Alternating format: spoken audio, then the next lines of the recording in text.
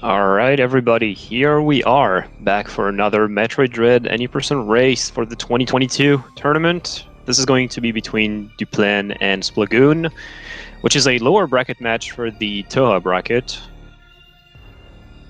And whoever wins this one advances in the losers' quarters, I believe. So definitely a lot on the line for these racers.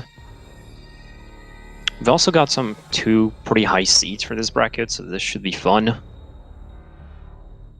Okay, I'll make sure that these two can get going very quickly.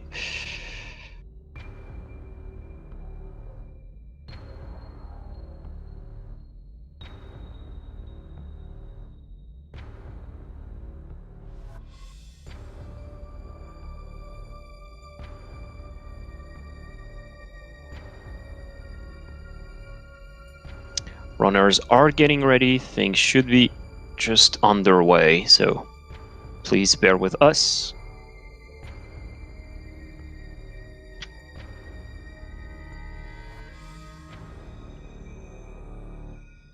Alright, we should be ready to go very, very soon.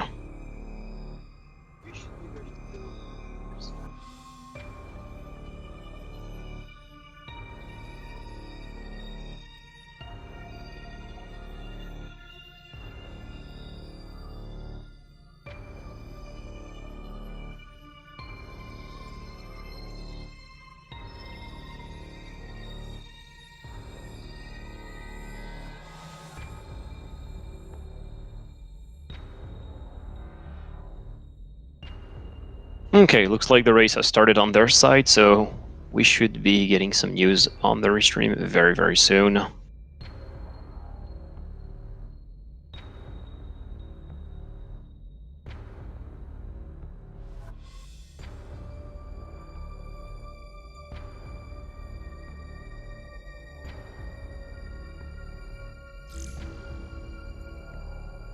And they're off. So both runners are going to be racing on the rookie difficulty, which is the standard difficulty for this tournament, starting with 30 missiles, which is definitely going to be very good help for the first boss of the game. And also they take less damage on the different bosses that they will face during this run.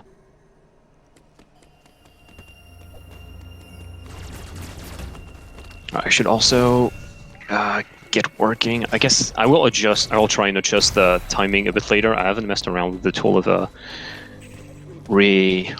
equalizing the timings. I'll just focus on the commentary for now, as we get a few tricks to follow with the start of this run, especially as the pseudo waves get on.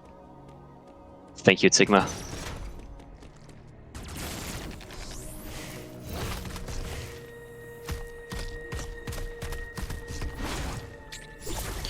Alright, so first of all, Metroid Dread is going to be extremely classic in the first rooms, but already a good revelation on how good a runner is. All these ledge hops and wall jumps is always a good indicator of how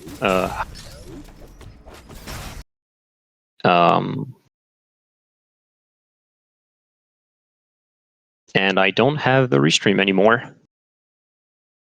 Well, that's a rip, I guess.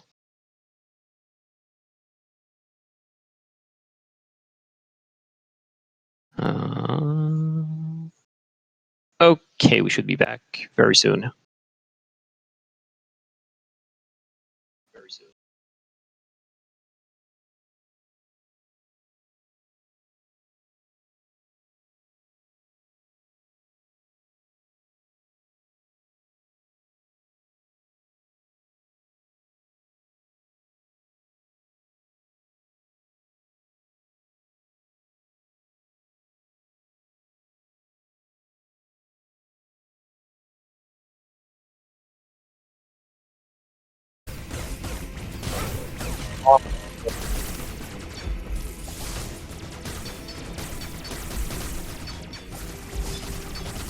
Both runners having a bit of trouble with Corpus at first, but Splagoon finishing it in 2 minutes and 25. Duplaine shouldn't be too far behind as those missiles come in.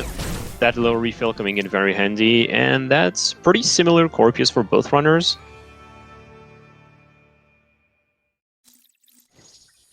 Well, I guess Duplaine perhaps having a bit of a problem with his own timer as it actually reset, so let's just hope that didn't actually make him leave the room.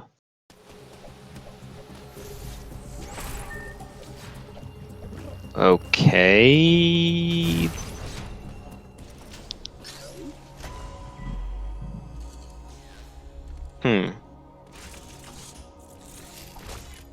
I'm sorry, I'm focusing on other things right now because Duplaine is apparently out of the racing room, but still, anyway, I'll just focus on the race and contact him whenever he's in the loading screen so he can enter back.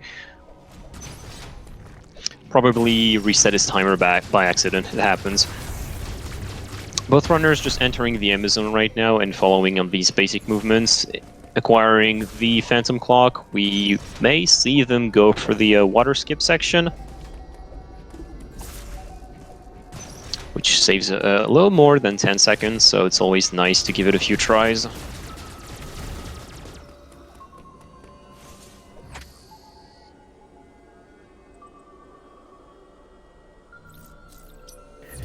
Splagoon the first to get there. Let's see how... Okay, nice. That's a first try from Splagoon. Very well done from him.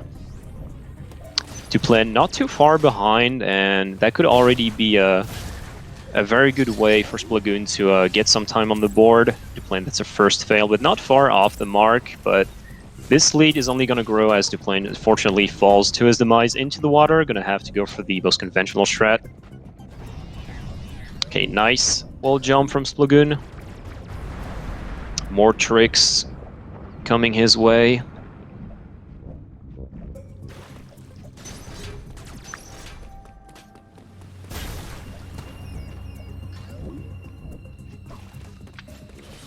Acquiring the charge beam under 5 minutes, which is always a very good result for these runners. Let's see, Duplaine, can you redeem yourself on that wall jump? Not quite far. Both of them getting its second try, so that's perfectly fine.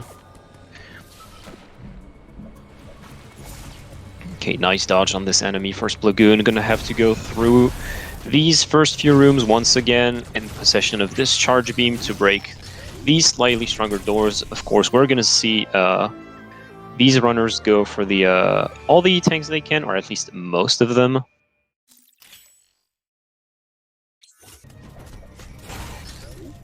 And this first one in Artaria is definitely an easy one to acquire, so may as well get your hands on it while you can.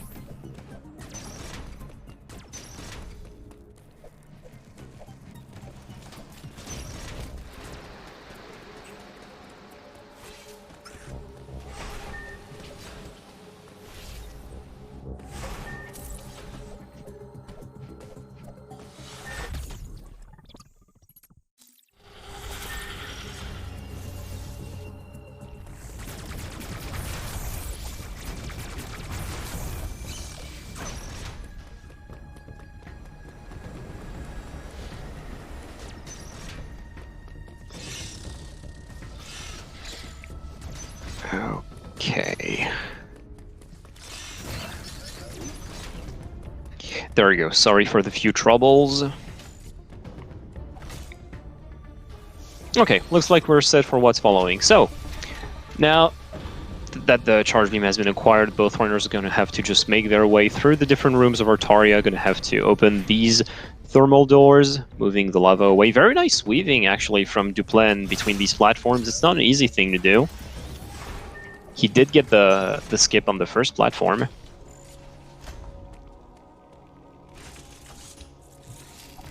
So by the looks, Duplaine is definitely behind, especially considering he failed water skip a few times and then fell in the water ultimately.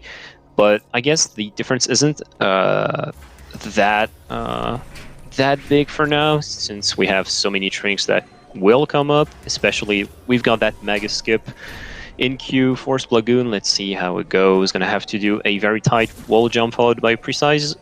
Nice melee. That's a first try on mega skip for Splagoon. Definitely not an easy thing to do at honestly any level. Always a relief to get quickly in a race. So far, Splagoon off to a very good start for this race. Every trick going his way for now. Let's see how that first central unit treats him, as well as that mega skip for Duplaine. Looks like a second try was in the cards. There we go, that's a third try, still very, very acceptable. And the beaming of that brain for that central unit. Acquiring that Omega Charge, it's now time to give the business to White Emmy. Let's see what kind of kill they'll go for.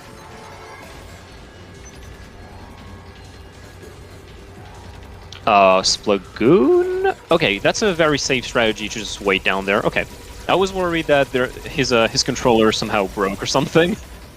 But no, that's just a safe strat to wait down there. Discipline, I like this. Slow and steady wins the race, and so far that's definitely the strategy that will go in Splagoon's favor. Let's see what Duplaine does, though. A little more aggressive, getting up into White Emmy's face.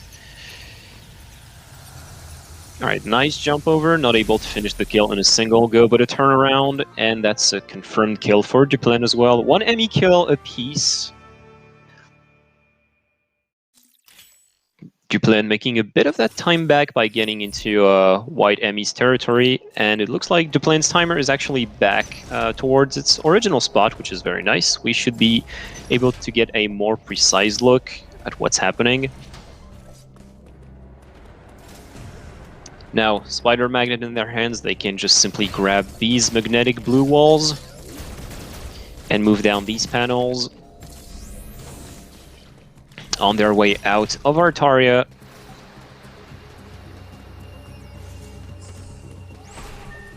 There is one less trick that they could go for, which is a damage boost to get towards the elevator entering Catarist. Let's see if either of them go for it.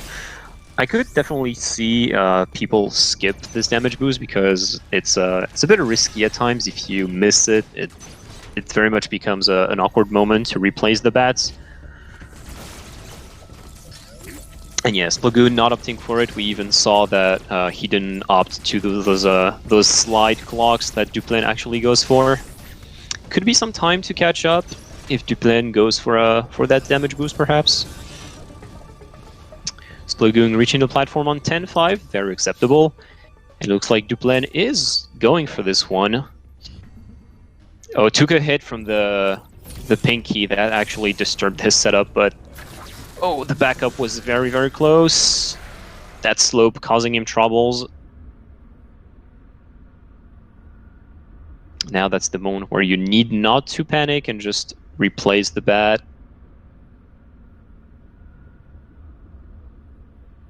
Everything is so close, but Duplaine will now give up on it. A lot of time loss, which is unfortunate for him. He actually clawed his way back into this race, definitely reduced that lead, but now because of that trick, smart move from Splagoon not opting to go for it. Because as we saw on Duplaine's screen, it's definitely a huge time loss if you suddenly just get lost and don't really understand how to claw your way back from a first fail. Uploading data.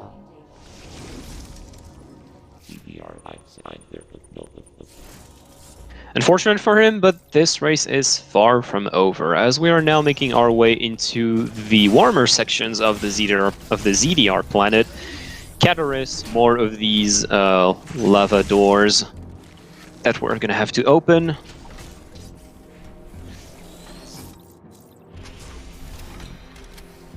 Excited to see how Adam Skip will go for both of these runners, honestly.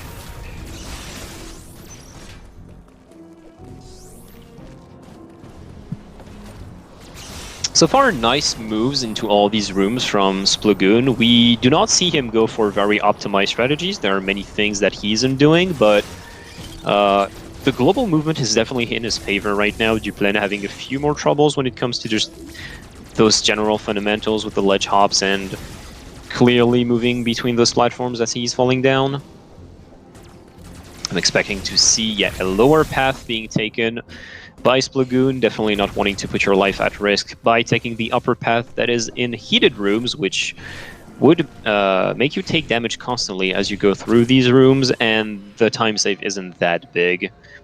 Especially if you die in a race in this heated room, it's about a minute of time loss because you spawn so far back.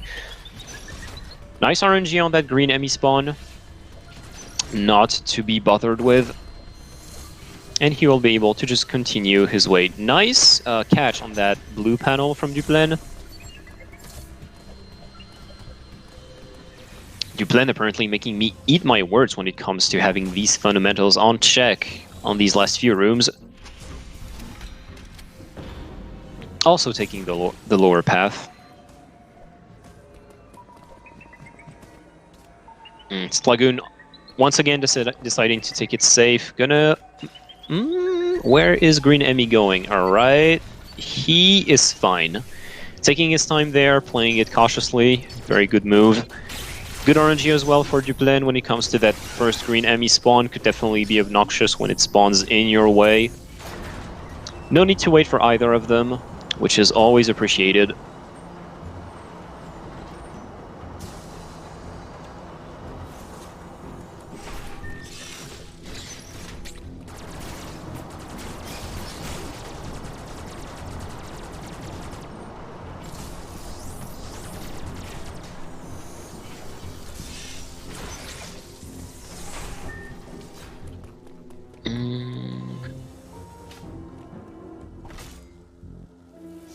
Ok, c'est bon.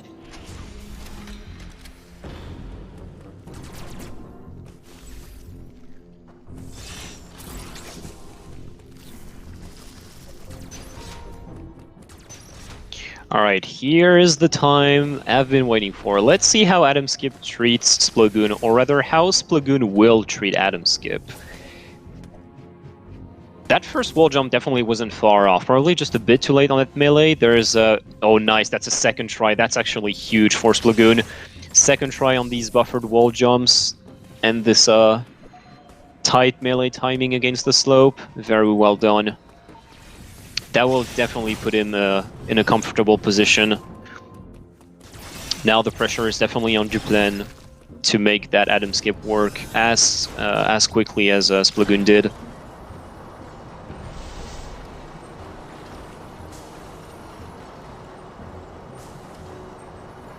Let's see how this streak goes, my friend. These first wall jumps actually look nice. That's a first try! Holy crap! Nice. These runners are doing very, very well. I was honestly expecting a few more struggles when it comes to this clip, but... well, to this trick, but both runners definitely having it on check. Adam Skip on the to-do list, and it's behind them now.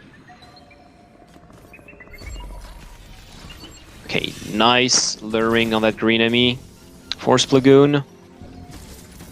Definitely not a room you want to mess around with, considering you can easily get grabbed by green enemy down there. So Duplaine not losing any time to that Adam Skip, in fact making a bit of time on Splagoon, since he was able to get it first try and second try. Like, that's regardless of the level, whether you're at the lowest seed of the Thoha bracket and the highest seed of the Malkin bracket, when you get first and second try, this is always going to be hype. Okay, nice moves as well from Duplaine, getting detected on that left side to get Emmy go on the left as he jumps over.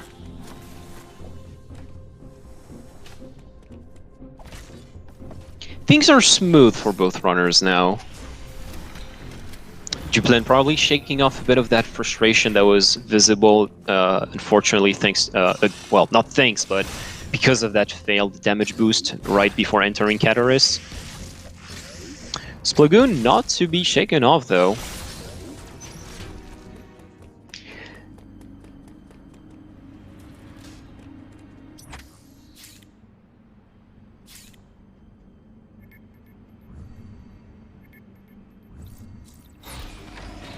And now it's tram time.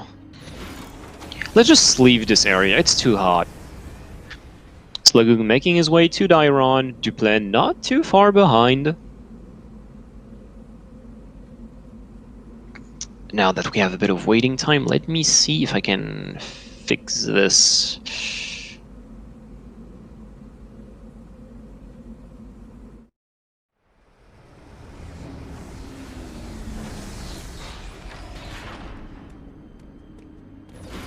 That actually looks like it worked. I wonder if it's me who did this.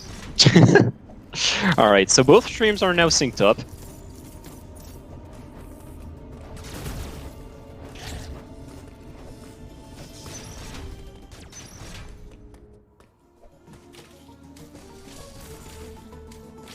Dairon, there's not too many threats to you. It's mostly about just dodging these enemies that are on your path and having these good jumps. Perhaps a coyote jump right there for Splagoon. No, could have done a coyote jump there to reach the platform, but opting not to.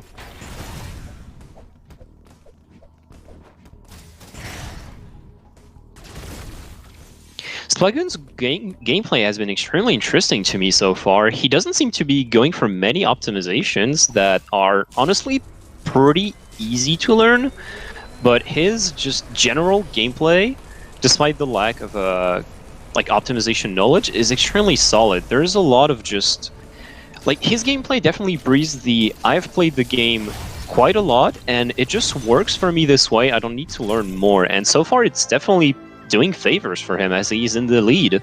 About a 20 seconds lead, I would say. Got that wide beam at 18:45. So that could be just a little check mark that we can keep in our mind as Duplaine puts the power back on and approaches wide beam on his own. Can now shoot 3 beams instead of 1, which will definitely make it easier to shoot our enemies. And yes, it appears that there's a 20 seconds difference between both runners. On their way out of Dairon, respectfully.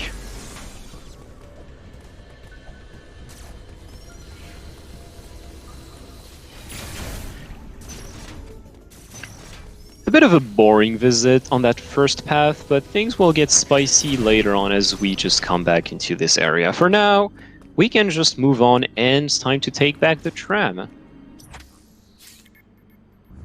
Let's treat ourselves to some green Emmy meat. It's time to break the robot, because we cannot go so far, right? We can slide, but it's annoying when there are like one-tile holes we want to get into. Samus just puts her hand on it and is like, why can't I be the ball? I want to be the ball.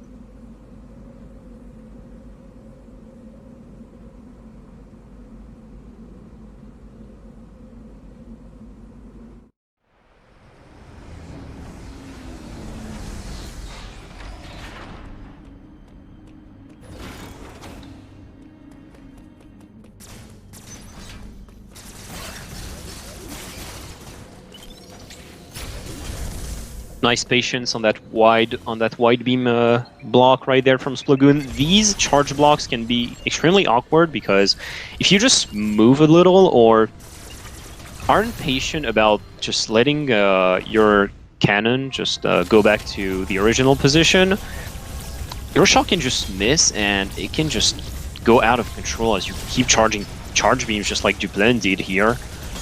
Things can get frustrating very quickly.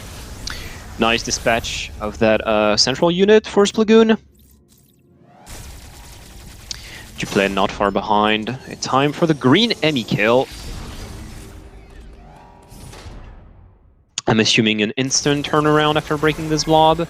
No, actually a kill directly from the CU door. Another safe strat coming out.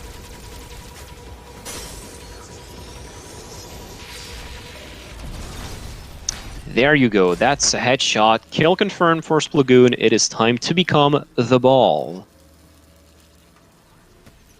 Duplaine going for a little more risky strat, but that is still relatively safe. It is quite an easy kill, already confirmed. Knew he could just instantly charge the Omega Blast.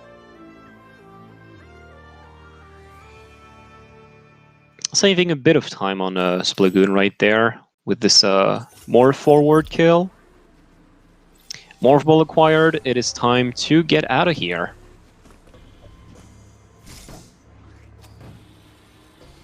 Nice hop actually into this hole. You can also see runners just dodging these red missile packs. It's simply because playing in rookie mode, you already spawn with so many missiles that red packs are pretty uninteresting, and it's just better to skip them in general. Runners will be a lot more interested in blue packs, just like the one you can see on Splagoon's screen, which is 10 extra missiles. You definitely want to get these 10 instead of 2.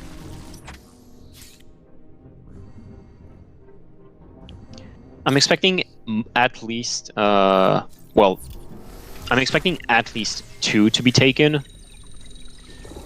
during this run, but we could definitely see our runners go for 3 of these 10 missile packs, considering three of them are directly on our path. That was the first one, which can come in handy for the crate fight that will come in a few minutes from now.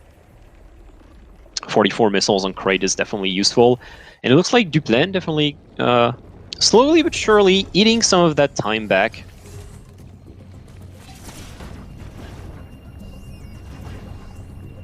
The name of the game right now for Splagoon is to make as little mistakes as he can, and so far he has been doing pretty well with that. Mistakes have mostly been on Duplaine's side with those failed water skip and what was it again?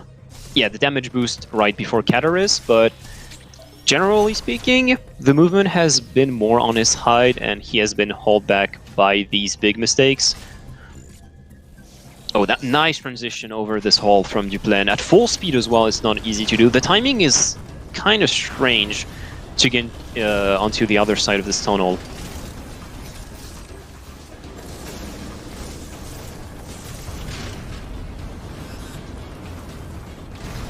Alright, nice moves. And Splagoon is out of there. Gonna acquire his very own Varia suit. Heat will not be a concern of us anymore. We out here. Lava, cold, still a threat. Heat, we are fine. We can go and explore a little more now. And looks like that Varia suit was very much needed. What have you done, Splagoon? There's lava everywhere. That's what you get for just activating random buttons and putting your cannon everywhere. That will teach you. Looks like Duplaine did the exact same thing. What are these people doing with this planet? I mean, has Samus ever been known to be respectful to the planet she visits? Would it be a Metroid game if you don't break out the entire planet as you leave? And just one portal apart between these two runners. That next big contest point where we could see the lead either widen or being reduced is during this crate fight. Crate can be extremely trolly at times.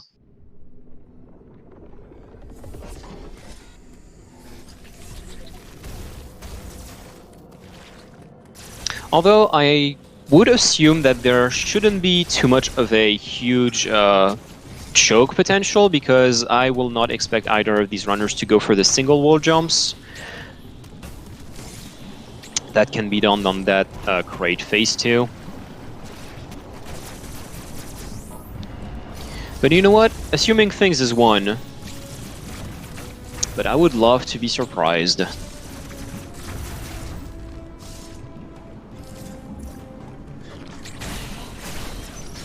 Getting rid of this Idor with just one melee counter, and it's time to fight the big lizard.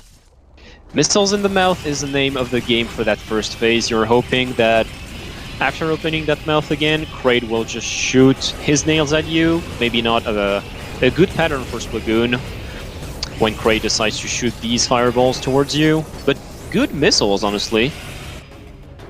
That was a very good phase 1 from Splagoon. Now onto destroying the belly with the beam. Actually, good RNG on his side, getting these spikes quite quickly. No need to break the belly. Duplaine having a few more troubles, I guess, with this bad RNG pattern. Not landing his charge shots, unfortunately for him.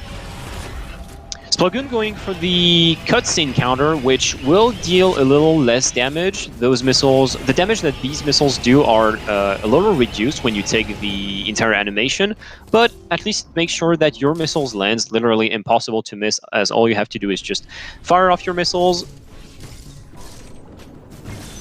And that's a confirmed kill for Splagoon. Seems to be following the same strategy as he has since the beginning of this race. But for now, these safe strategies are what make him in the lead. Okay, nice dodge on that punch for Duplaine. Definitely a cleaner fight from Splagoon's side. It seems like that the cutscene strategy has paid off. We've seen many missed missile shots from Duplaine. And it looks like that this lead has widened a little bit in Splagoon's favor.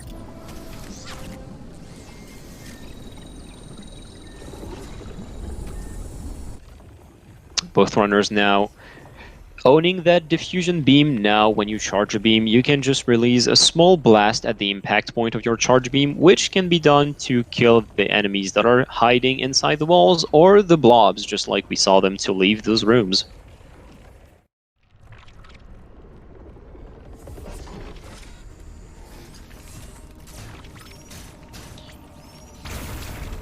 Alright, escaping from that purple portal. Oh, yeah, that's gonna... Oh, so you should go towards the right side. Okay, so we're gonna see an early grapple for these runners. Nice coyote jump, followed by the wall jump for Splagoon. The second one is the tighter one. Nice. That's an early grapple acquired for Splagoon. Let's see if Duplaine can follow it up. A death there would be extremely costly, as you respawn all the way back to that purple portal. Throws me back to this route.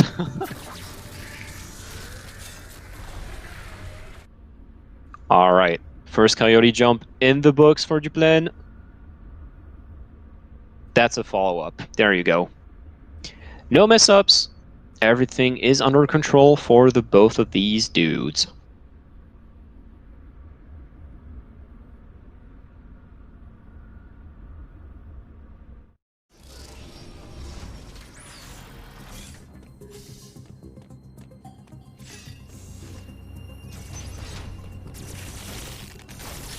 Quick return to Artaria to get our hands on that grapple beam that we're definitely not supposed to get this early, but that's what you get when you couple weird mechanics with a bit of bravery over that burning lava. Grapple beam has been acquired. Splagoon will now be able to pull these grapple blocks, open the grapple doors, also use these hooking points, and also grab the magnetic walls that are able to be grabbed with the the spider magnet, sorry, which makes it a very good combination to move through certain rooms. Okay, 30-31 on that text box confirmation. Duplaine not far behind. I guess it's still going to be about 20 seconds, the difference. Okay, nice moves around these caterpillars. 30-52. So the lead is still around 20 seconds. Hasn't changed this much for now.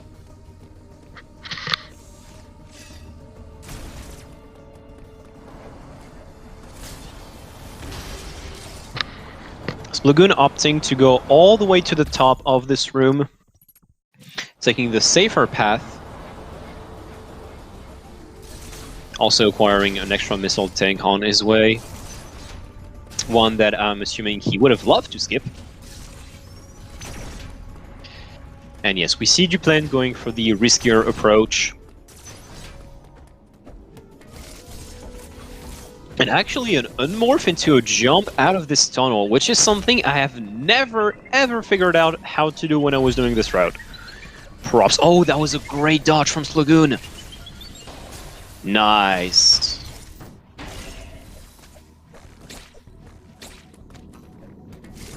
Both runners actually getting the bat spawn for that yellow enemy, but the two of them handling it perfectly with that camouflage.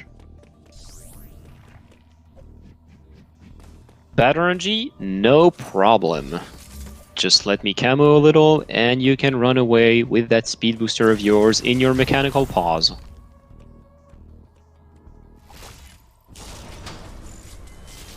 Damn, this Darren area. Why is there who just turned off the power in the entirety of Dayron?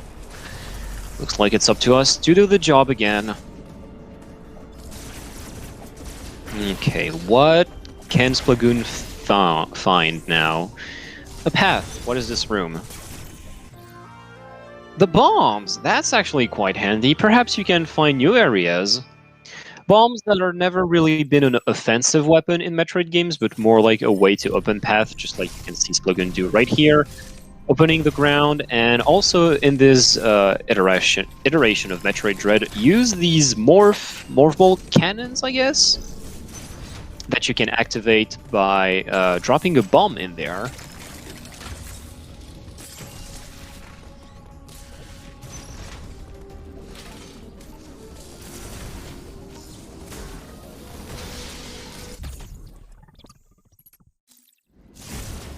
A little shortcut that both runners can take since they have that grapple beam, easier and faster.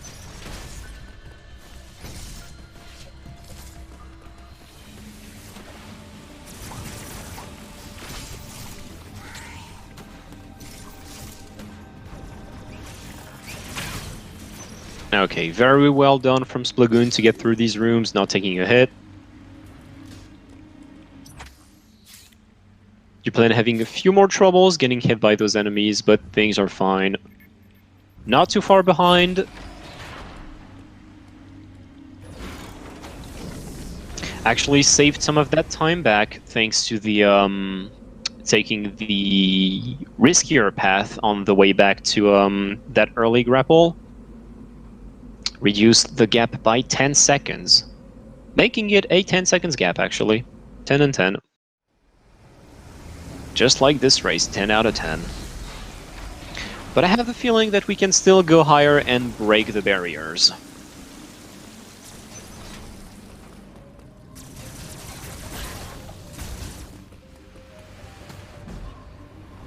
Nice quality of life of having that grapple is that you do not need to go all the way around inside this very annoying water in that first part of Burania.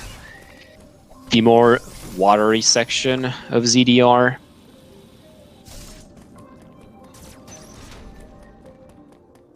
Oh, Duplaine trying a little optimization there, trying to camouflage to not get detected by this like laser turret enemy that's on the ceiling. Missed the timing, but it's fine.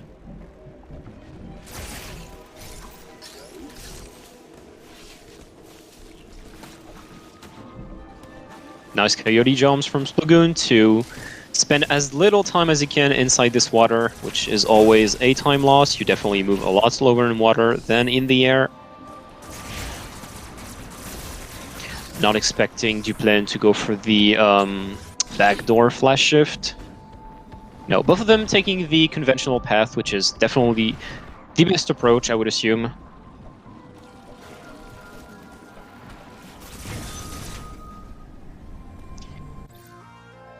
It's time to break space and time. Flash shift has been acquired. It is time to dash everywhere, up to 3 times per charges.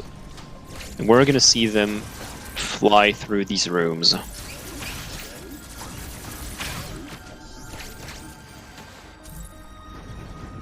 Oh, nice ledge hops from Duplaine from one to another.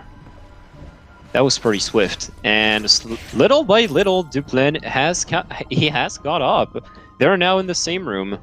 Granted, this one takes a pretty long time, but...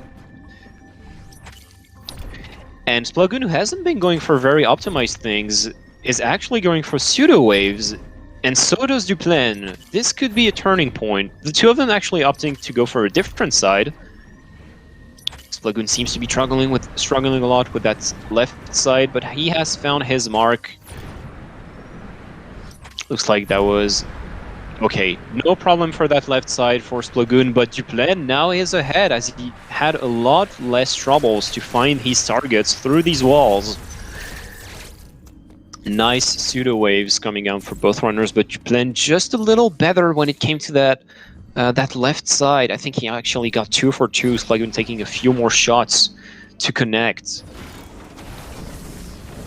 Genuinely surprised to see that the two of them are actually going for such a strategy. But if it's what they're comfortable with, you do you. That sure isn't the thing I'm comfortable with.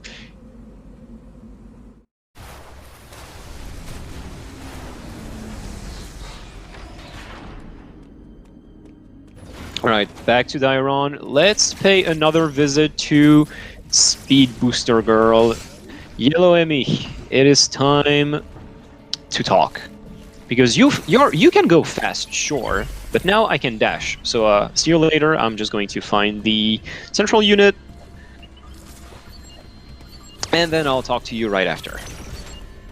Both runners making their way to central unit room, utilizing this flash shift to move quickly across the rooms, and also do this some kind of single wall jump, instantly going back to the same wall they just wall jumped off. That's the broken helmet for Duplaine, Splagoon, a few more missiles, and that's it.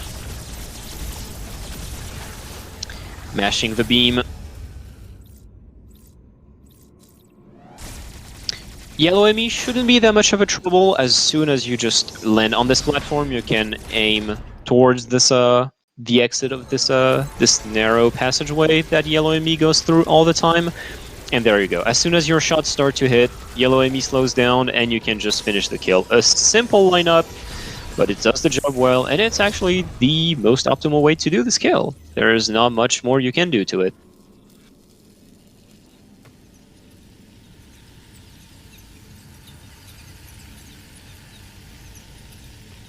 So a strong start from Splagoon.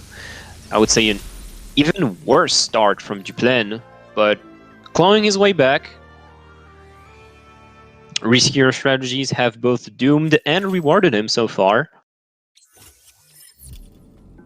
A battle of consistency for Splagoon, who so far whose only big mistake has been these pseudo waves in Burania. Oh, Duplaine, yeah, very much surprised. I can get your reaction.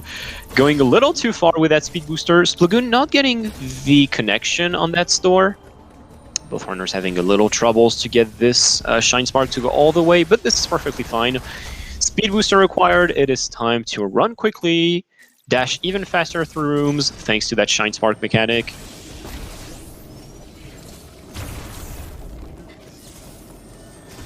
And also both runners taking their third and possibly final E-Tank of this run. Time to visit a new area. We're going to Ferrania.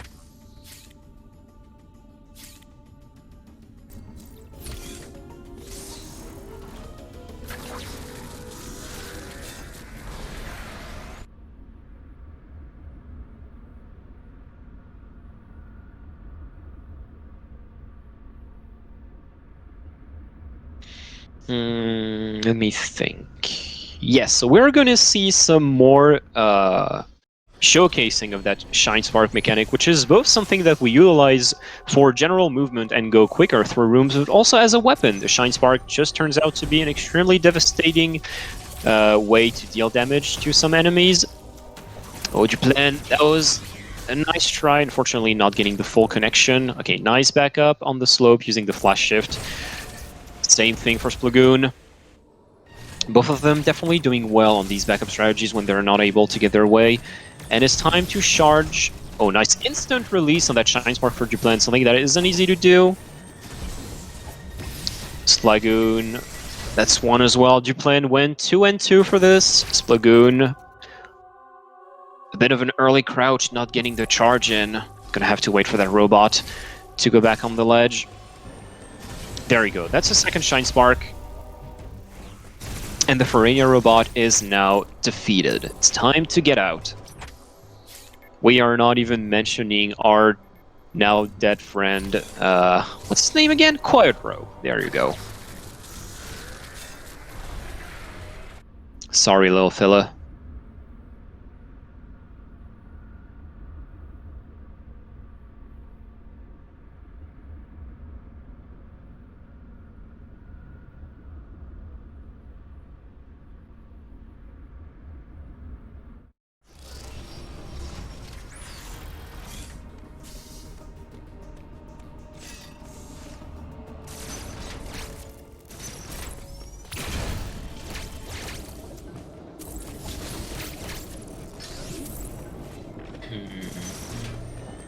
Also, if some of you may be wondering why they can simply just walk through these Atom rooms, is because earlier when they did this series of wall jump that we call Atom Skip, well, it's called Atom Skip for a reason, and not only does it save you from doing a huge detour in Cataris, it also makes you skip one of these mandatory Atom rooms, and because you skip this one, all the other rooms will simply not be locked. Usually Adam will lock you inside the room to force you to talk to him, but since we skipped that one, all the next one you can simply just run through without being bothered, which is a huge time save.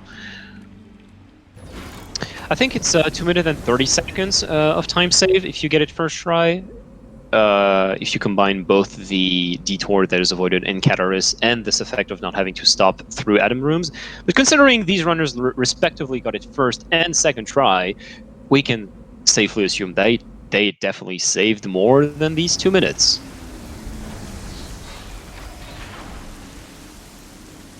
Which is still something I'm honestly baffled about.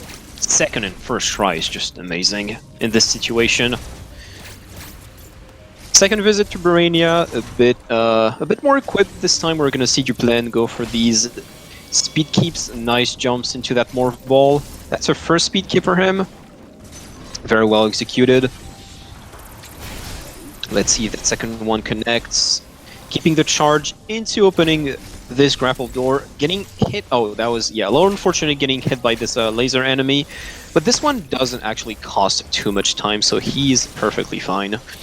Now it's Splagoon's turn. Unfortunately, missing the morph into this this tunnel, but now it's time for the double turn pseudo wave. Okay, nice. 2 out of 3 shots from Duplaine, which is definitely a very good thing. Yo, what's up, FPiz? And a very good management of that grapple shot. That grapple beam definitely helped Duplaine to clear this this room very, very well, not having to camouflage to avoid these spiky owls. Let's see how the double turns go for Splagoon, though. Utilizing this diffusion beam, 2 out of 2, very well done. Using a safer method, taking care of the spiky owls, and then simply moving through the room, utilizing this grapple beam. On his way to Gavaron, the area that Duplaine just entered. And we're gonna see yet another fight with one of these robots. Fight that both runners will actually be able to start with a Shine Spark. And there you go, that's half of the health of that robot gone thanks to that Shine Spark. Now they just gotta finish it off with missiles. Duplaine, be careful, that's a death! Yup, that was definitely not starting the fight with as much health as he would have liked, and not playing it as safe as he perhaps should have. And that gives the opportunity for Splagoon to catch up now. Both runners only a few seconds apart. You can see Duplaine flashing backwards to get that speed booster back. Okay, a counter that will refill his health. I think Duplaine will definitely appreciate that, but was likely a little frustrated from that death. That's like a good 20 seconds gone now. Splagoon, nice dodge on that huge charge. And has definitely made his way back into this race now. Oh, nice, very nice grapple cancel for Duplaine, deciding to let go of the grapple beam mid-air to actually get the upward momentum from that grapple hook. Both runners very much utilizing the flash shift through all these rooms to move as quickly as they can in those straight lines. Green doors.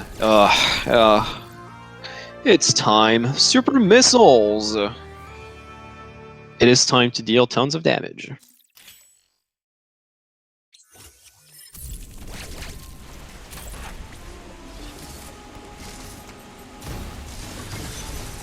Both runners can now open these green doors.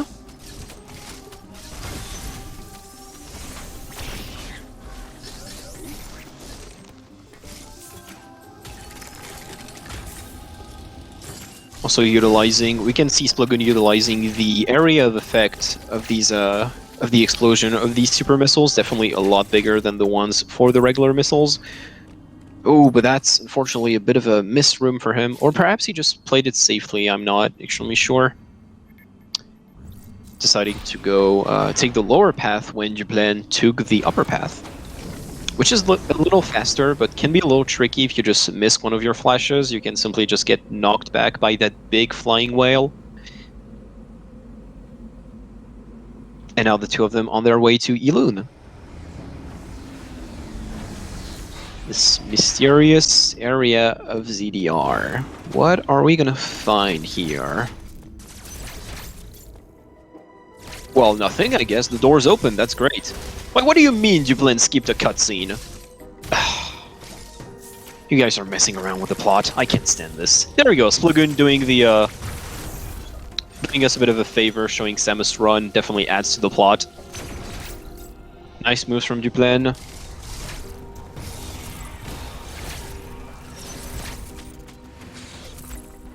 Same thing for Splagoon, utilizing these wall jumps instead of the ledge hops, which will definitely help you. Ledge hops on ledges that have like 2 blocks vertically can be extremely annoying. It's very easy to just get a wall jump if you want to press the jump button too early.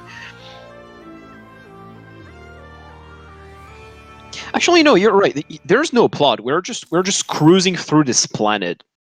We only have an hour and like 30 minutes. We don't have time to have a plot.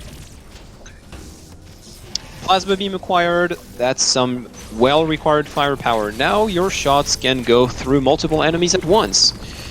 And that's where the fights are going to become extremely interesting. Duplaine clearing this eye door. Let's see how that first... Okay, so far very good mashing it seems. What the hell? That was hyper fast. Splagoon utilizing the weaving mechanic, alternating between regular shots and the shooting super missiles to do extra damage.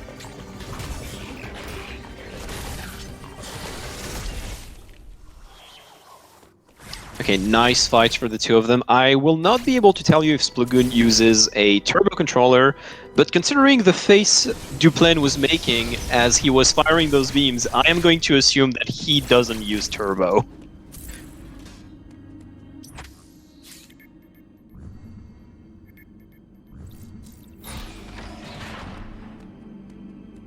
Alright, thank you very much for the intel. So we've got a no turbo showdown. I must say I was impressed by Duplaine's mashing. That looked extremely fast.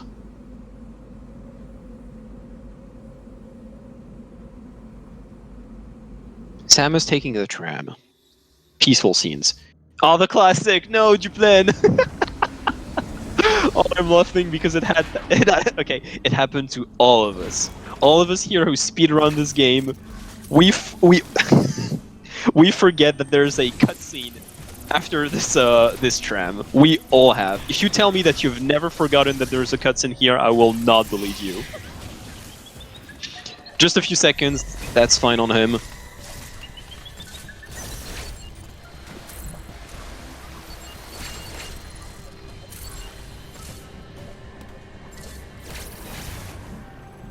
Nice moves from the two of them. Good spawn on that blue Emmy. Yes, Logan was doing a good job with that weaving as well. Oh, a bit of a failed water bomb jump from Splagoon. There we go, he's got it. Duplaine once again utilizing a Shine Spark to break the helmet of that central unit.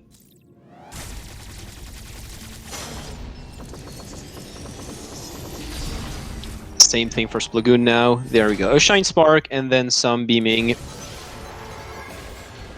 And the brain is gone. Blue enemy, time's up.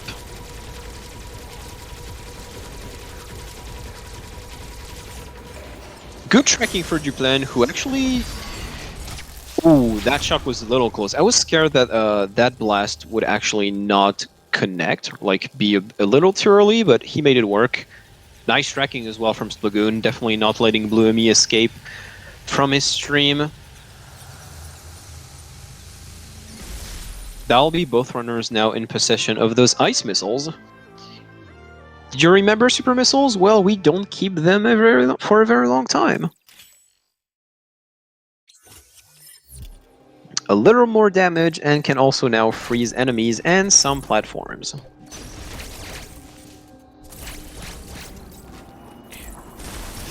Oh, but now is the time. Now is the fun time. Ooh. Space Pseudo. I'm actually super excited. Yes, this is very much... this race is far from done.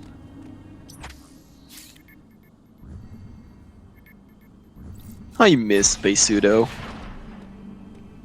Ah, this race is honestly giving me chills. That's a lot of fun.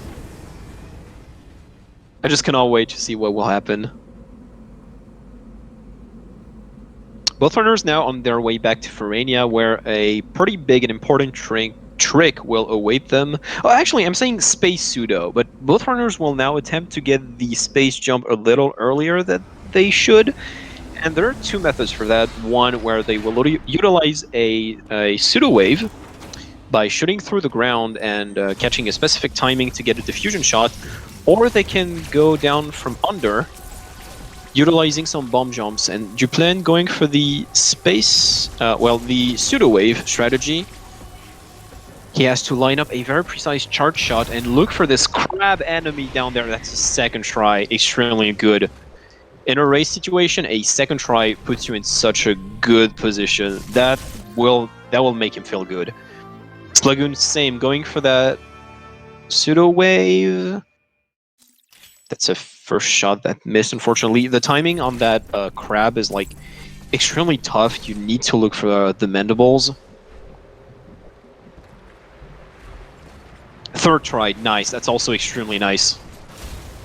The two of them not having to reset the crab is extremely important because, of course, you're shooting at an enemy. You rely on an enemy to get this shot to work. And if the enemy takes too much damage, it dies, which means that you definitely do not have this resource anymore to get your shot in. The two of them, second and third try respectfully, that's very, very good.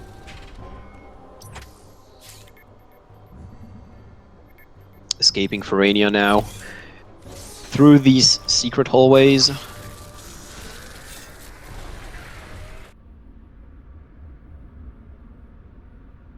Lots of just hidden blocks here and there that you can go through, as we can see on Splagoon's screen. Nice maneuvering around. Utilizing the slope as you flash shift will make you go a bit faster downwards. Definitely a lot faster than simply sliding down the slope.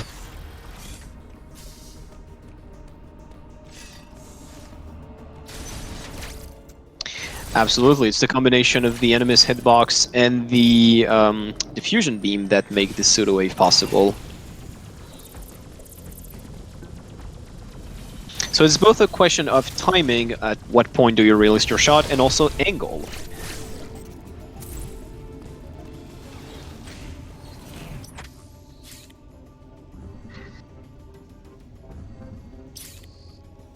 So neither of them going for the glitchless method, which is also very interesting to see. A little slower than the glitched method with the pseudo wave, but not that much. I think it's about 14 seconds, if I remember.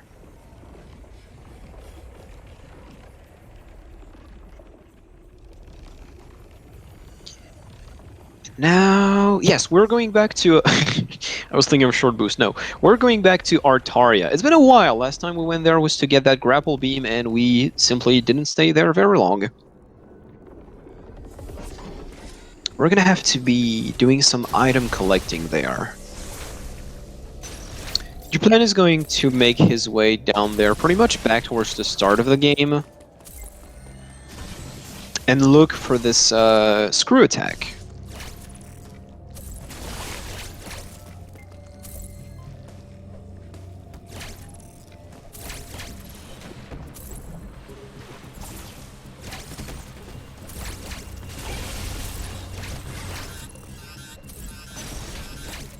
Gonna have to go through some cold rooms, but no biggie. We just have so much health, it's not a problem. Also, with Space Jump in our possession, we can simply just go very, very swiftly through these rooms. Duplaine now gonna break that blob, and he's gonna follow this up with a little water bomb jump again to get up to this ledge and utilize the terrain to his advantage.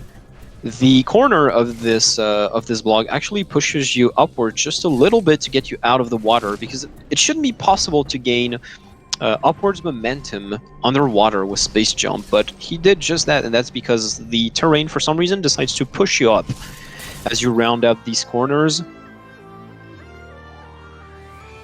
Another water bomb jump for Duplaine, and he gets his crew attack. We're going to see the same thing for Splagoon, charging that state and releasing the water bomb jump there. Nice. The two of them getting the underwater space jump first try, or rather, you know, in 2 jumps, which is what you're looking for. Round 2 for the water space jump for Duplaine, gonna have to escape this area. Also did a very good job on it.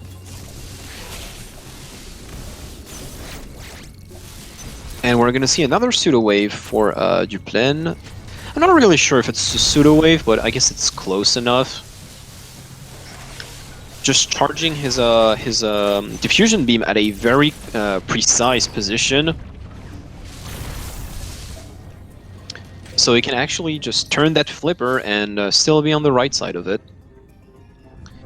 By breaking the blob, we saw Splagoon here utilizing a Shine Spark to get out of this water instead of a bomb jump like Duplaine did,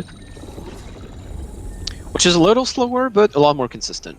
And we're going to see Splagoon once again go for a more consistent approach, breaking the blob from the intended side and simply just walking through. Okay, nice movement between this little room, which can be a little tricky. These slopes are have just an annoying tendency to catch you, and it's just extremely tough to get back towards like regular movement if you start sliding down.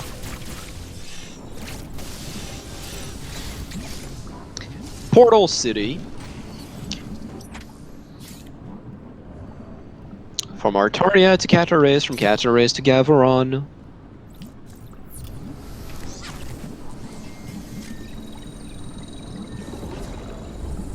From Gaveron to Barania.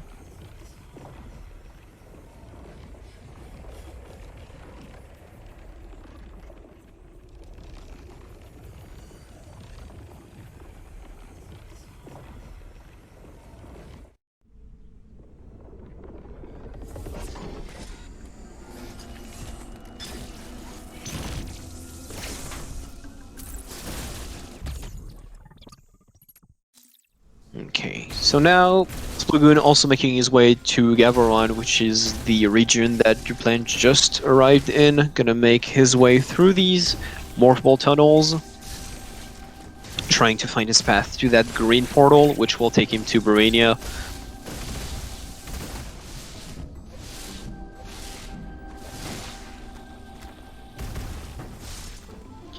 There you go.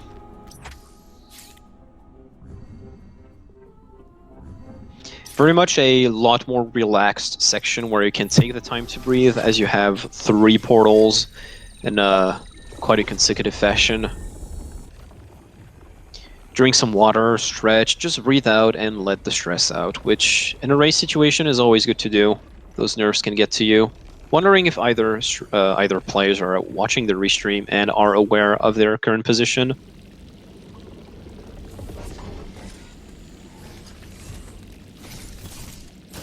Nice Shine Spark underwater from Splagoon to reach that ledge. And now Duplaine is going to be working on a nice speed keep, nice Shine Break actually first. Breaking the speed booster blocks on the ground while keeping the speed booster, and that's a completed Shine Spark chain for Duplaine, acquiring that second blue missile pack. So he's going to end up with 66 missiles at the end of this run. Actually, never mind. Oh no, you can just skip it. We have space jump, so you can just skip it in this with this route. Okay, nice utilization of the diffusion beam. making this platform fall down so he can make his way towards the gravity suit. No problem when it comes to water physics. Splagoon, nice shine break as well. Timing on pressing down. Oh, nice diagonal spark to get towards the slope. I would assume another spark there. And that's also a completed shine spark chain for Splagoon. Very well done. Opting to skip that missile pack, apparently.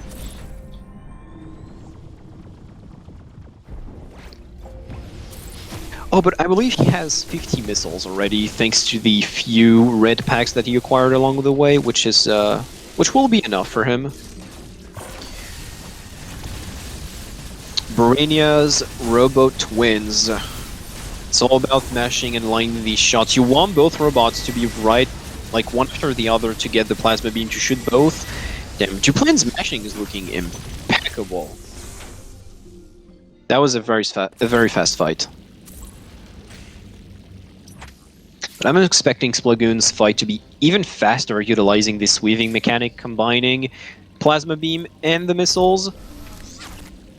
Although in some cases, as both robots are lined up, it is simply preferable not to shoot any missiles, because shooting a missile simply means that you're shooting less beams, and it's fine when there's only one target to shoot at, but when you have two targets lined up, it's just straight up preferable to shoot only plasma beams.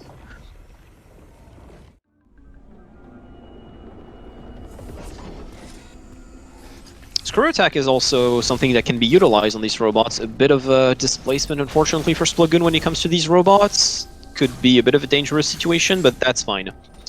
Got them back under control. Taking some damage. Gotta be careful not to die, though. There we go. Fight has been cleaned up, and an important boss fight on Duplaine's side. Golzuna, the dark beast of this game. Okay, gonna have to do a few shine sparks to get rid of the boss. Most likely just gonna spark under. Actually, gonna go for the backside spark. Duplaine, do you have enough room to charge another spark? He does! Nice. Clean fight. Very clean fight. Very good utilization of these walls combined with the jump to give himself a little more time to store the sparks.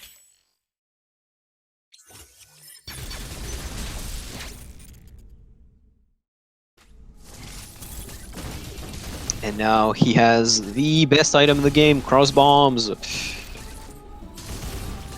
Okay, cross bomb rooms not doing him dirty. We appreciate to see this. Splagoon, now is your turn. Show us what you're made of. Golzuna. Honestly, one of the most frustrating and scary bosses at literally any level when you play this game, speedrun-wise. Okay, playing it safe, going for two very safe Shine Spark, and then gonna finish off the fight with Ice Missiles instead. Gonna make sure that you dodge these cross bombs. They do a lot of damage. We're in rookie mode, so they do a little less, but still, I believe that's 150, about 120 damage.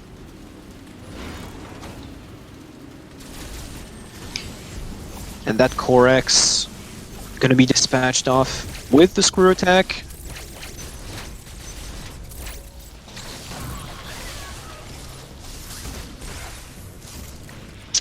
And it seems like that the trend hasn't stopped for Splagoon going for these more safe bosses and strategies, which is something that definitely works in Duplaine's favor in the long run, as his lead keeps growing.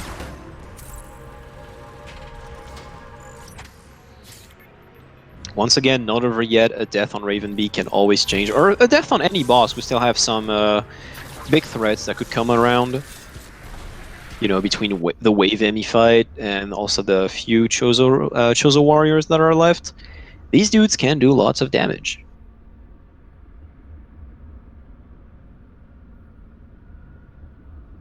I actually should have checked. On the fade out, 106.57 for Duplaine. Looks like there's more than a minute difference between these two runners now.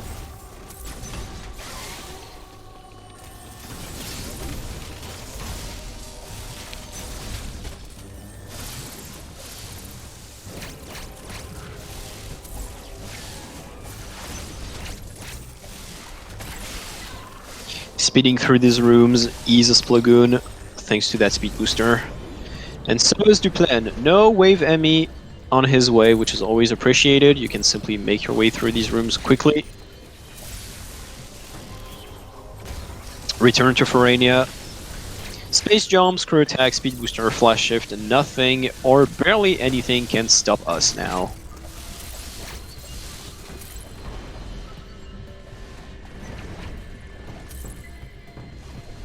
Honestly, one of the coolest sections to play, in my opinion. When you're well equipped like this, it's just the movement can become so fluid, and the better you become of it, the more like enjoyable it becomes to play. Time for SQ. Let's see what Duplaine does. The cross bomb setup, I like it. 1, 2, 3. That was almost a quick kill for him, but that's perfectly fine. Tried to go for that 2 cycle on the core X, but failed. It's okay, 3 cycles is still what you're looking for, at best. Or at worst, I guess. Okay, nice moves through these rooms for Splagoon, not losing any times when it comes to grabbing any kind of platform. Being a bit bothered. Oh, nice moves around Wave Emmy, I like it. The jukes coming out from this man, very well done. He's gonna be on his way to SQ. Meanwhile, Duplaine, he's got those storm missiles in check. They're working, okay, this is fine.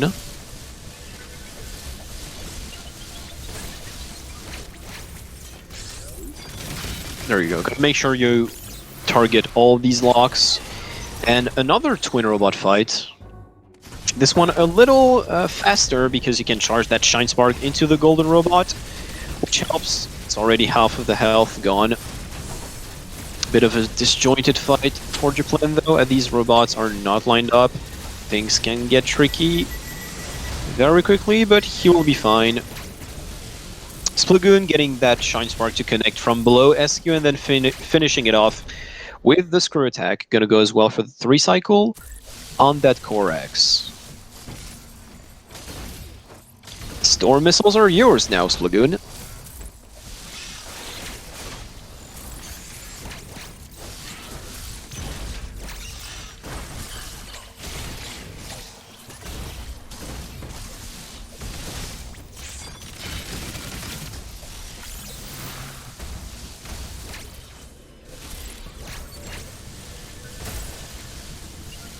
Okay, nice moves between those platforms for Duplaine, not dropping any space jump. He actually gets shot by Wave Emmy between through all these walls, which can happen, but it's fine. You're just so far away that it's not a problem.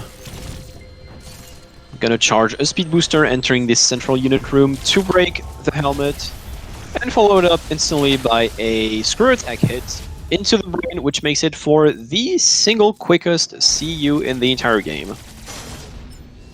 Splagoon now. Gotta make sure to release your Shine Spark. There you go. Bit of the same problem that Duplaine had, having these robots not lined up. And that last one definitely not cooperating.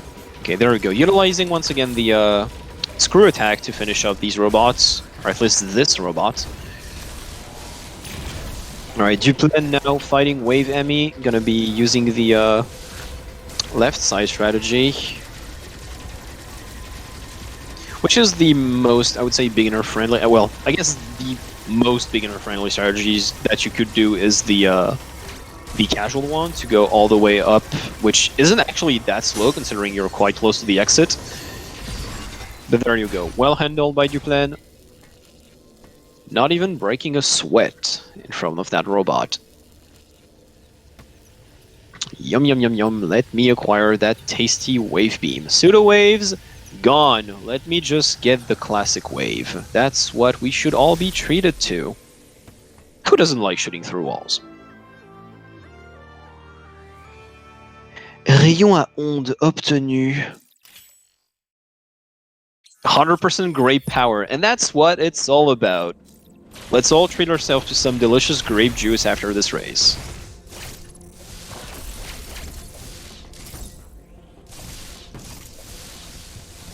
The kind that we get for breakfast, of course, not the one that we get for, like, feasts.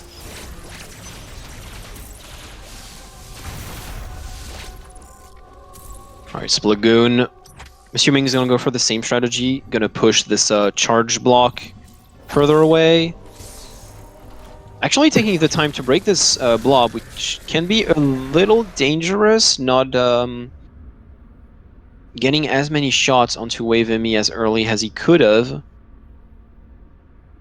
Gonna have to go back, but that's perfectly normal. It's extremely tough to get a very quick fight if you stay on that single platform without going back, but no problem for Splagoon.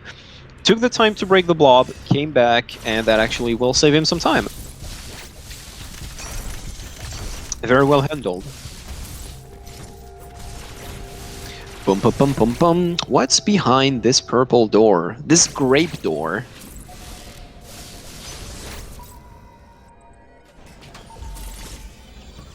A wall. A nuclear bomb. A cutscene. A red Chozo. I actually believe Duplaine got the 3. No, I believe he. I thought he got a triple log on that first one, but no. Utilizing storm missiles to get that first half of the fight gone out of the way, and it's time for the mashing. There we go. Fight is over. The quick time evade sequence that isn't a problem at all. You definitely have a huge timing to get those counters in.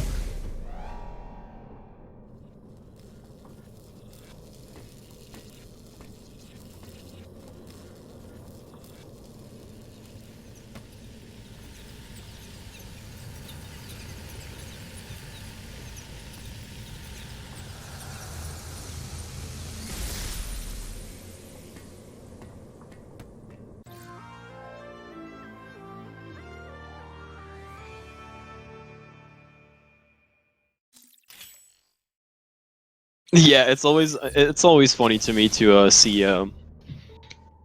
just have a face cam on whenever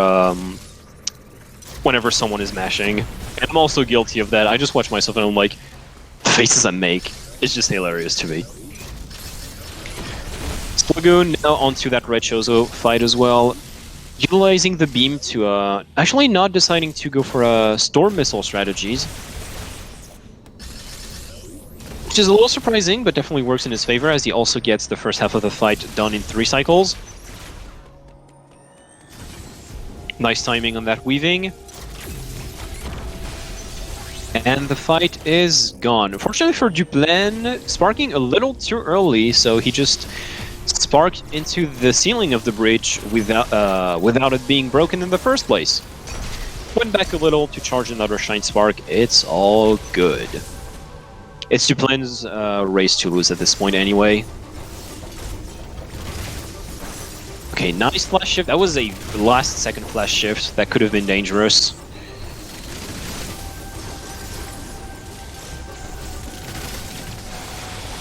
There you go. First half of the fight is gone on that golden Chozo.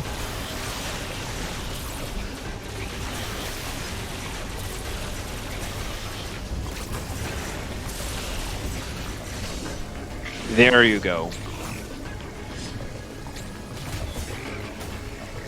One more boss for Duplaine to defeat before putting an end to his own run. Splagoon, a little unfortunate, not getting any power bombs, so he's gonna have to farm a little bit there. There we go. He's got them, but would have been a little better to get these power bombs in instantly.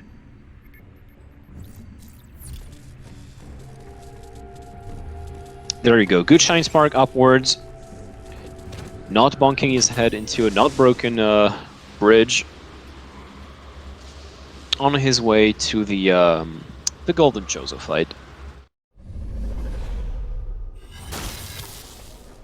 Nice flash backwards to just get a little more space.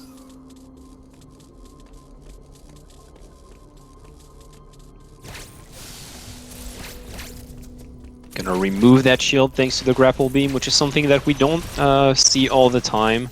Not necessarily letting time to golden Chozo to even get there.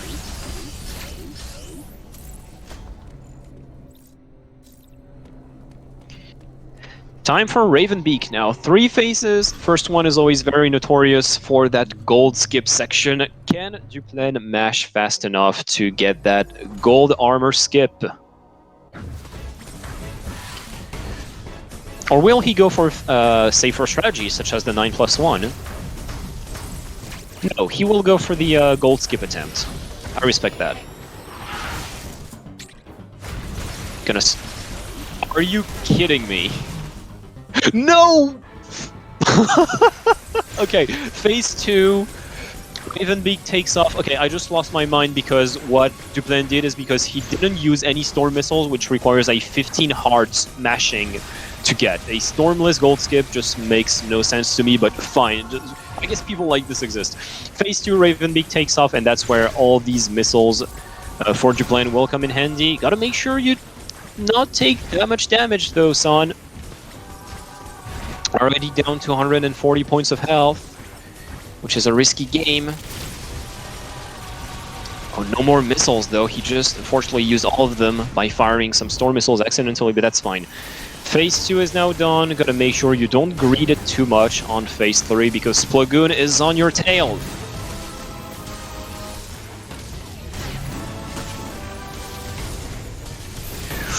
Oh lord. Things are getting spicy. Alright, a Sun preemptive powerbomb should make you safe. There we go. Duplaine, he's got some health back, gonna play it safe. Meanwhile, Splagoon, gonna go for the 9+1 strategy. Alright, and Duplaine utilizing this melee counter to secure the kill. He's definitely in an overkill situation, which is right now. He's doing damage to Ravenbeak when he's already at 0 health, just having to finish that interactive battle cutscene. But at least it's a confirmed kill, which is something he probably desired a lot, considering that was kind of messy at some points. He probably made himself scared a bit.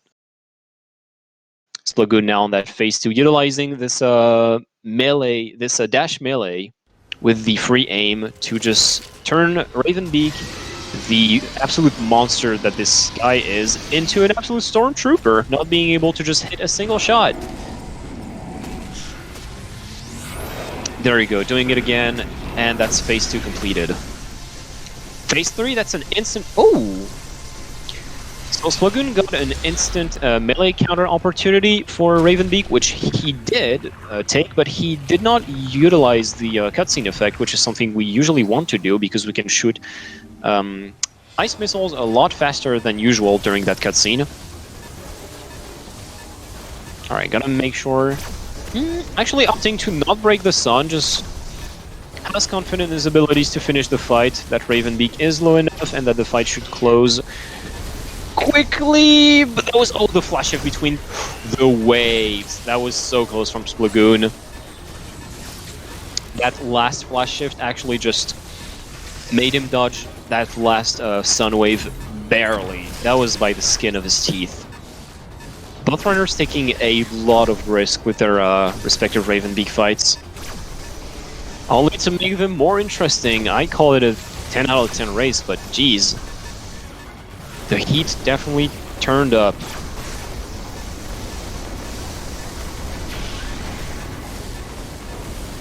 Duplaine almost done with his escape. I honestly have no idea about both players' personal bests. Assuming Duplaine isn't on PB pace, considering his timer is red. Losing the speed booster charge for Duplaine, gonna have to just walk his way towards his ship. And that's GG. An hour, 20 minutes, and 47 seconds for Duplaine, and he's gonna move on into that losers bracket.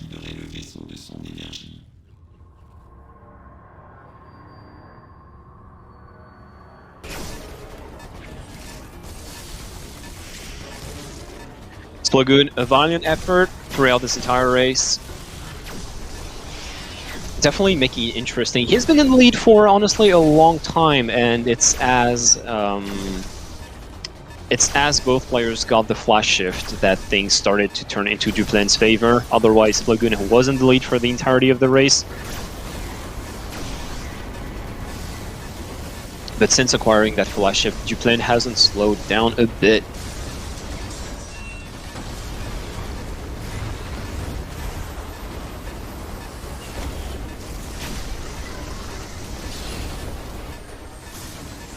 One final effort. Okay, nice last jump to actually get that that space jump over the ledge. And time for Splagoon as well. GG, and now we're in 22 minutes and 59 seconds. Nice.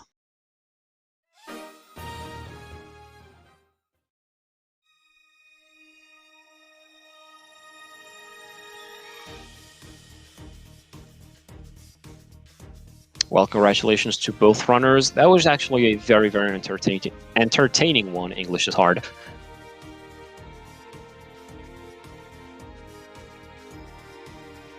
I was very, very much impressed by how quickly they got some of these tricks. Adam skipped first and second try. Early space pseudo second and third try, which is definitely not an easy thing by any means. Both these tricks can just very much kill your pace and kill your mental in such a situation, but neither of them seemed phased. No problem.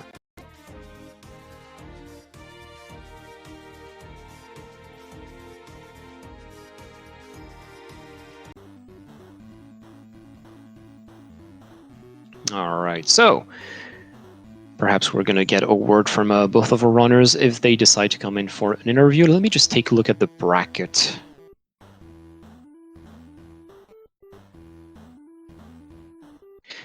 Because I believe now, so unfortunately for Splagoon now, he is out of the tournament of this Thoha bracket.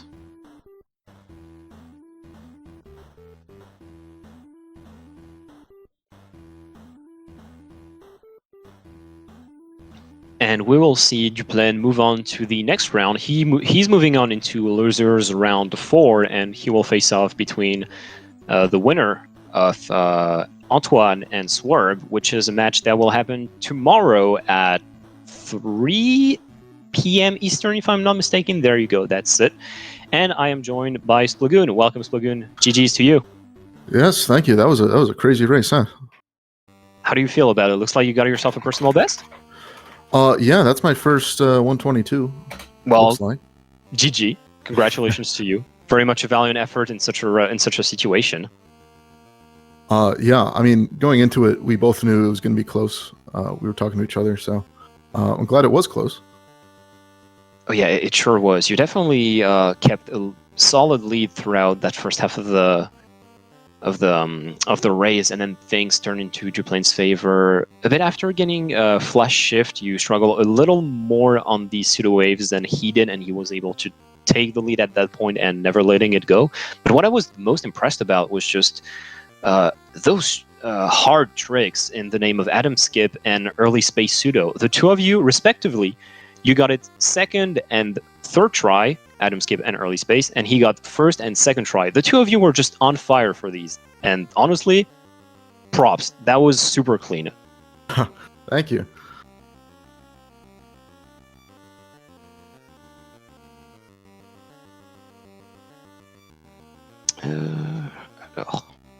Perhaps we're going to get a word from Duplaine now. Hoping you should get an invite for this. So yeah, now, as that was a loser's bracket match, unfortunately, you're out of this tournament, but any, like, let's say, not good memory that you would keep, but is it a thing that has pushed you forward and wants you to grind the game even more, or are you going to perhaps take a break from Dread? Oh man, the original plan was after the tourney I was going to take a break, but I feel hungry now. You know, I've gotten so many PBs in the last like 3 weeks just practicing for the tourney. So I think I gotta continue the momentum. That's what we love to hear, honestly. Every single time, it's something that these tournaments tend to create, especially for not necessarily newer runners, but people who don't grind the game as much as some people. It just creates this this desire, this hunger, as you talked about, to keep the grind going, keep it going, just because it's fun to have these races and this community side to see everyone grow and everyone improve on these times. So you know what? Good luck on the grind if you keep going for it, and I'm sure you'll get far. Thank you. I appreciate it.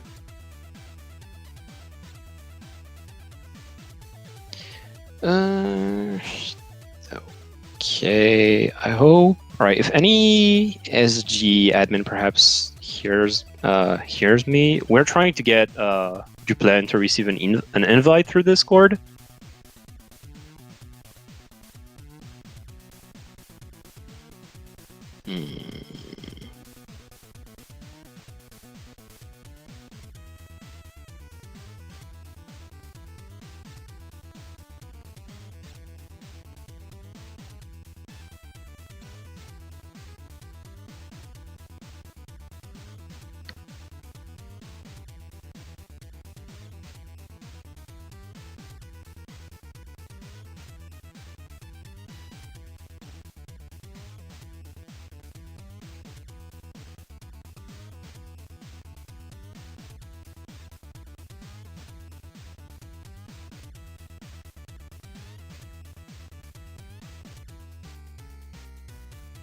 Sorry for waiting. I'm sure it's a little awkward right now to have this silence, but we're trying to figure things out. Perhaps it's something that was maybe miswritten during the race submission. Perhaps a wrong Discord handle could mess this up.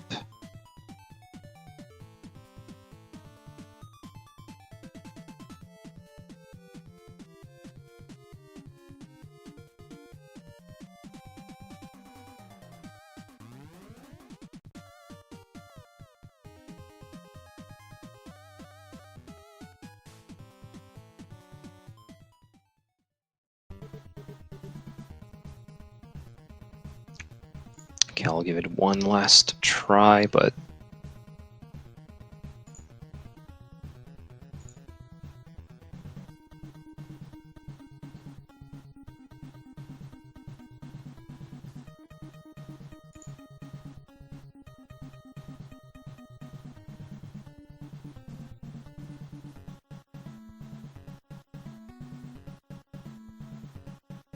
all right, looks like we're not going to get word of Duplaine, unfortunately.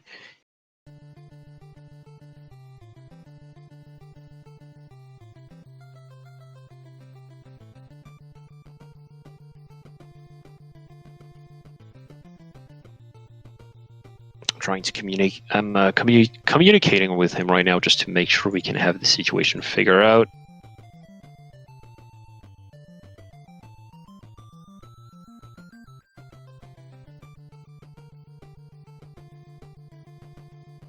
And yeah, and I got a word from Duplaine, who's got some words for you, Splagoon, and he says, "GG's, you were an absolute rocket during this entire race.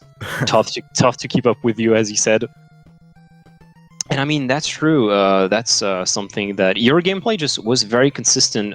Something that we've seen was a lot of safe strategies that honestly have definitely pushed you forward throughout this entire race, as Duplaine was attempting a few harder and less. Like, let's say that if he failed them, he would lose a lot more time than you would with yours. And it's something that very much worked in your favor for that race. So consistency definitely paid off in that first half for you. Yeah, that was my plan, and that was my hope. So I'm glad it worked. It definitely did. New personal best. That's what you get. Yeah, that's super exciting.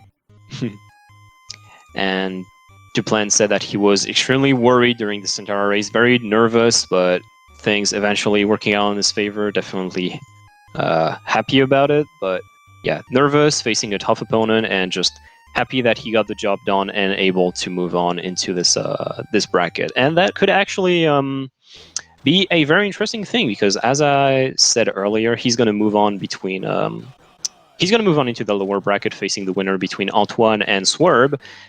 And that could be a bit of a funny match if Antoine actually wins his race versus Swerve. That will happen, like I said, tomorrow at 3 p.m. Eastern, because this will be a fully French matchup between these two. A little bit of, maybe not grudge, but a bit of a teasing that's going to happen in some Discords out there before the race. But regardless of who actually Duplaine ends up facing, this is going to be great. We're coming towards the later stages of this bracket, and it's only going to get better as time goes on. So, I guess it is time for me to say goodbye to each and every of you again. Thank you very much, Splagoon, for this race, this show. You definitely give it your all and a great one. So GG's to you. Thank you, and GG's to Duplaine. Yep. I'm sure he hears you. He's on stream, so that was a fun one. Thank you all for watching, and feel free to check out all the other SpeedGaming channels because they always have races going on. And feel free to take a look at the players' Twitch channels because they stream often their own attempts on the game. So make sure to give them a follow if you want. And that will be it for me. I will see you next mission. See ya, everybody.